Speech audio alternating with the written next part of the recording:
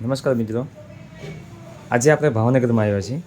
ભાવનગરમાં ચિત્રા વિસ્તારમાં જયશ્રીબેન બાલદિયા કરીને વ્યક્તિ છે. એમને પહેલાં થોડો પ્રોબ્લેમ હતો અને એમને પ્રાઇફ ઇન્ટરનેશનલ કંપનીનું આઈટીઆર ડિવાઇસથી ફ્રીક્વન્સી થેરાપી લેવાથી શું ફેરફાર થયો છે આપણે એના મુખ્યથી સાંભળીએ.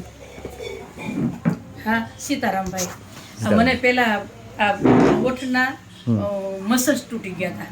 બરાબર છે. આ મસલ્સ તૂટી ગયેલા હતા. હા, મસલ્સ તૂટી ગયેલા હતા પગના, અને પગ એટલો બધો ખોજી ગયેલો હતો. પછી અમદાવાદ ગયા, એમઆર કરાવ્યા, પછી એક્સરે કરાવ્યા, બધું ઘણું કરાવ્યું. દેશી વૈદ્યના પાટા પણ બંધાવ્યા. પછી ડોક્ટરે કીધું કે તમારે ઓપરેશન કરી અને હરિયો નાખવો પડશે. પણ મેં કીધું ઓપરેશન તો ભાઈ વૈદ્યને એમ કે ઓપરેશન નથી કરાવવું. પણ પછી એમ કરતા કરતા મને મહેશભાઈનો આમ વાત કરી, અને હું તો આમ ખાટલાની અંદર એટલા દર્દી એવા પડ્યા હોય એમ આમ એવી પડી હતી જે વાઘરી હોતા હોય એવી રીતે નગોરની ને લીમડાની ને એવો શેક કરતી. એમાં મહેશભાઈ આવી ગયા. એ કે માસી, હું તમને એક આ મશીનથી થેરાપી કરી દઉં, તમને કેવું કરે છે એમ. તો મેં કીધું બહુ વિશ્વાસ તો પહેલાં ન આવ્યો મને, થાય છે કે કેમ થાય, વિશ્વાસ તો ન આવે. પણ 2 દિવસ 1 દિવસ લીધી તો એટલો બધો ફેર પડ્યો. અને આજે મારા 10 દિવસ થયા છે. ટોટલી હું હાલતી થઈ ગઈ છું. જે આઈટીઆર ડિવાઇસ છે, આ ફ્રીક્વન્સી લેવાથી જ તમને કમ્પ્લીટ થઈ ગયું છે. હા, મશીનથી મને એટલે હાલતી થઈ ગઈ છું. હું દાદરો ચડી ગઈ. બરોબર છે. હા, ઉપર બીજે માળે જઈ આવી. દીકરી કે મમ્મી તમને શું થયું? બધા એટલા રાજી થઈ ગયા, ભેટી મળ્યા કે બા આવ્યા એવા. એટલે 3 મહિને ઉપર હું દાદરો ચડી. બરાબર છે. ડોક્ટરે તમને શું કીધેલું હતું? ડોક્ટરે તેમ જ કીધું હતું કે ઓપરેશન કરાવવું પડશે. અને કદાચ પગનું ઓપરેશન કરી નાખી અને કદાચ નો સારું થાય ને એમ થાય કમરમાં નસ દબાય છે, તો કમરમાં પણ મને એક દૂરબીનથી ઉતારી અને બોલ નાખીને ઓપરેશન કરવાનું કીધું હતું.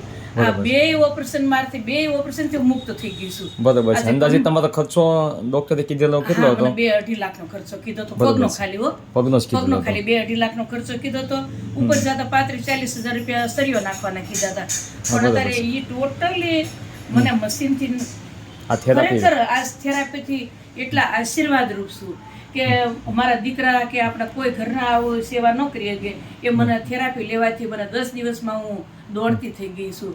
અને અત્યારે હું તો સત્સંગમાં પણ જવા માંડી અને મને બહુ સરસ છે. ધન્યવાદ છે મહેશભાઈને.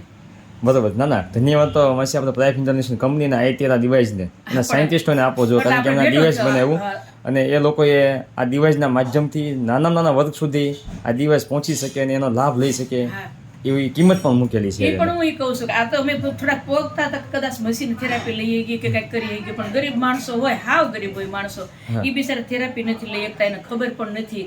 તો એ શું કરે બિચારા? અહીંયા હરિયા નાખ્યા હોય તો આખી જિંદગીને પથારી વસ્તી જવું પડે છે. તો ગરીબ માણસો માટે તો આશીર્વાદ રૂપ જ છે. ખરેખર આશીર્વાદ રૂપ છે ગરીબ માણસો માટે. આપણે તો બધા પોગતા હોય કદાચ મશીન પણ લઈ લઈએ. બરાબર છે. ને આ મશીન ના માધ્યમથી હવે તમને કેવું લાગે છે? હવે પછીની લાઈફ તમારી કેવી રહેશે? હવે તો બહુ સરસ. એટલો બધો પગ ભોજી ગયેલો હતો, એના બદલે આ અડધો પગ થઈ ગયો છે. બરોબર છે. જે આખો પગ આટલો સોજી ગયેલો હતો અને પગ આ મુકાતો પણ નહીં, બિલકુલ મુકાતો નહીં. અને ઘોડી લઈને હું ચાલતી, અને બાથરૂમ ને સંડાસ બધું પણ બેડમાં જ થતું હતું. એના બદલે અત્યારે તો હું બહુ મુક્ત થઈ ગયા, રોગ મુક્ત થઈ ગઈ છું. બહુ સરસ છે. ખૂબ આભાર. થેન્ક યુ માસી.